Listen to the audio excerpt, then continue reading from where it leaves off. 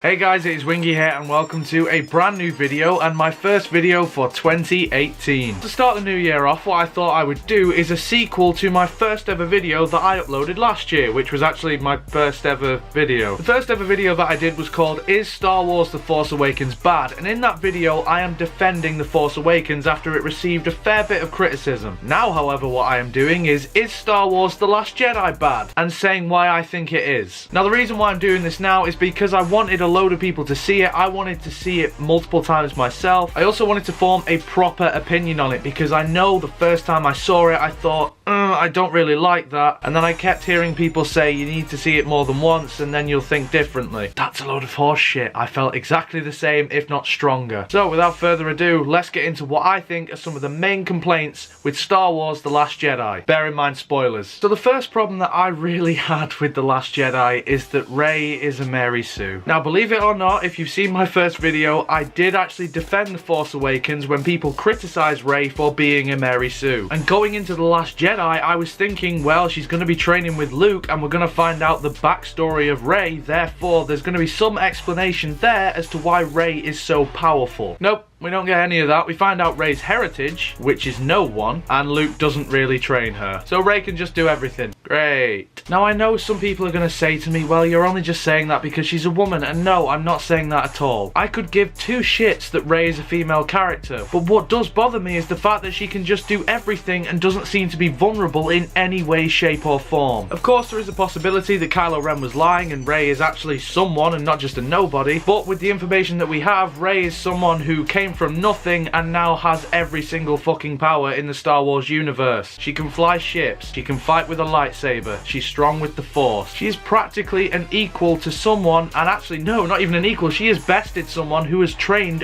for years, since they were a child. Now the reason why this is an issue for me is because characters who have no flaws are just boring. What makes a character interesting isn't necessarily what they can do, but what they can't do. Snoke was the only one who actually bested Rey in any way, shape or form. And I'll speak about him later, but obviously he's not going to be in episode 9, I don't think. So where's the threat? She's already beaten Kylo Ren, so what's the point? Compare that to the original trilogy where Luke gets his ass handed to him in Empire Strikes Back. And in Return of the Jedi, he's not even the one who saved the day. In fact, if it wasn't for Vader, Luke pretty much would have been killed. He could say, well, Luke did destroy the Death Star and got really lucky with that shot that he fired into it, but you can pass that off as two different things. One, luck, or two, the fact that he mentioned he used to shoot small little swamp rats or something. It might be a small throwaway line, but it does at least give you some small explanation as to why that could be possible. The fact that Rey has no flaws now, I'm just going to go into episode 9 thinking, yeah, Rey's going to win. And it's a shame. I really like Daisy Ridley, and I did defend that character, but I just can't now. So I mentioned him a bit briefly then, and I want to touch upon Snoke. No, that sounds weird.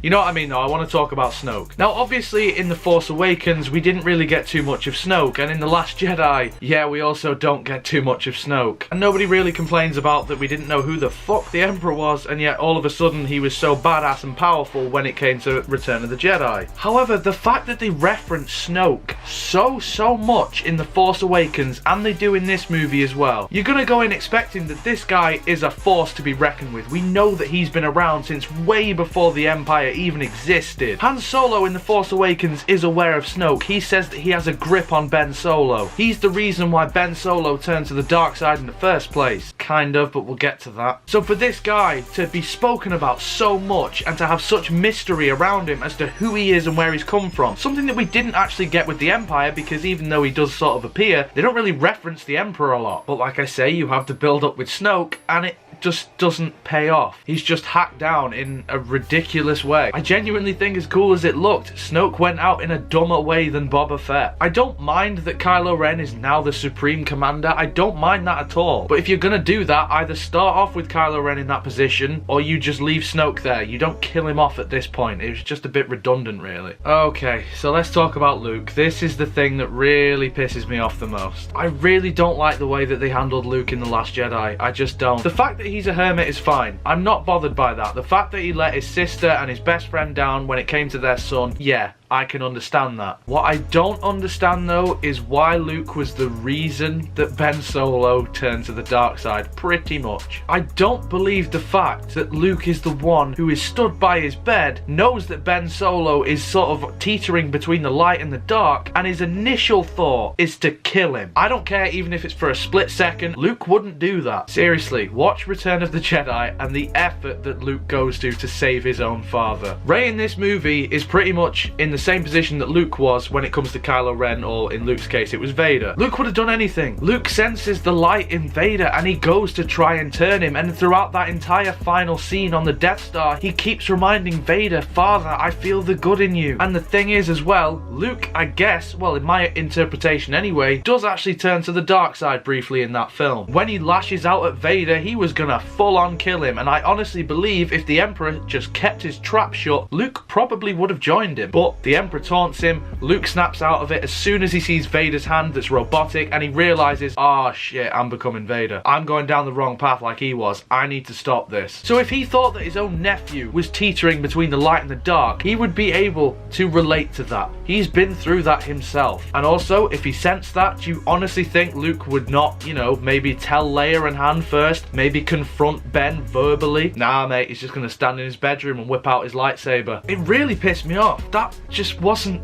Luke Skywalker at all. Okay, so let's talk about Rose as well.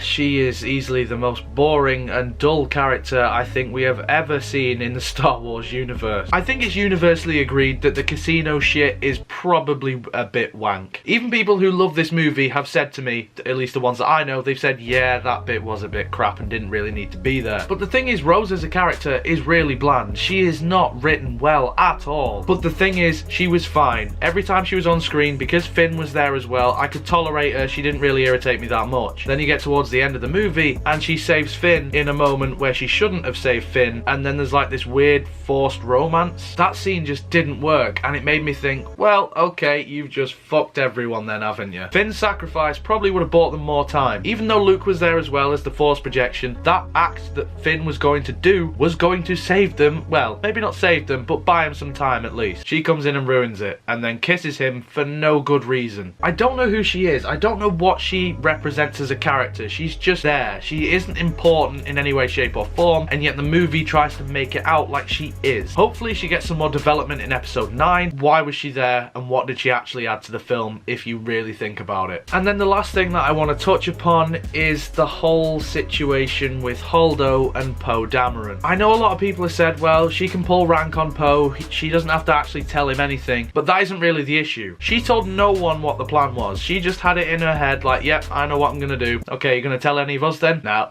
No, I'm not. See, the thing is, when they held that mutiny against her, maybe she could then come out and say, look, this is what we're gonna do. And there's even that scene later on where she says, okay, look, this is the plan. And Poe goes, yeah, okay, let's do that. Why not do that from the start? Obviously, if he is being a bit of a dickhead, and after what happened at the very beginning of the film, yeah, you're not gonna trust him. Tell somebody else. Tell anybody else. Just let people know that there is a plan. She's just so stubborn and it's just like, well, I don't want to tell this hothead. But maybe tell everybody else, because the rest of the resistance is currently getting wiped out slowly by the First Order. The fact that she waited so long was what caused so much more shit in the long run. But seriously, it's just common fucking sense. It really is. That and bad leadership. I cannot think of any genuine reason as to why you would withhold genuine information that would save the lives of your crew, especially when you're in a war. Pride just seemed to get in the way, and it just affected everybody else. So there's some of my major issues with The Last Jedi. I know there are a few other things. I definitely think that the humour is very Marvel movie as well, and doesn't quite work in a Star Wars movie. Not saying that Star Wars movies can't be funny, because they definitely have humour in them, but this humour felt off and a bit awkward in places. And I know some people might be expecting me to talk about the Superman Leia scene. In terms of the reason why it's there, I don't necessarily have a problem. I think the idea is fine, but the execution is really off, and it looked funny. So whilst it did look stupid, it's not a major issue to me, because I think logically speaking in this universe it makes sense. And I guess it was cool to see Leia finally use the Force in her last movie, unfortunately. So yeah, overall guys, I really don't like The Last Jedi. I think it was a complete and utter wasted opportunity. I think when you have everything that was set up in The Force Awakens, you need to deliver on that. I know Rian Johnson wanted to go into a different direction, and you can definitely do that, but you do have guidelines. This isn't the first movie movie, this is the second one. This didn't feel like a sequel at all. A lot of the stuff that was in The Force Awakens was either just dismissed, ignored, or just gone like that. It doesn't matter what you think of The Force Awakens. This needed to build on it, and it didn't. This just does something else entirely, and when you're building a trilogy of movies, this should be the second chapter. It wasn't. And I know some people are going to say to me, well, obviously The Force Awakens was too much like an original trilogy movie. This one was something different. God, you're never happy. And I'll repeat what Jeremy Johns said. Just because something was too much like something else doesn't mean what I want is something completely different. There's a balance there. People want nostalgia, but people want something new at the same time. Did I want a complete and utter remake of another movie? No. But did I want a movie that just totally went off key and didn't carry on the saga at all? No. Oh, I really wish I liked this movie. I really do. So let me know in the comments, guys, what you think of Star Wars The Last Jedi. It's probably the most controversial Star Wars movie to date. Did you love it? Did you hate it? Are you on the fence about it? Whatever you think, let me know. If you enjoyed this video, make sure you leave a like on it, subscribe, share it around, all that good stuff, and if you do, I would love you forever. But until next time, guys, you take care of yourselves. Goodbye.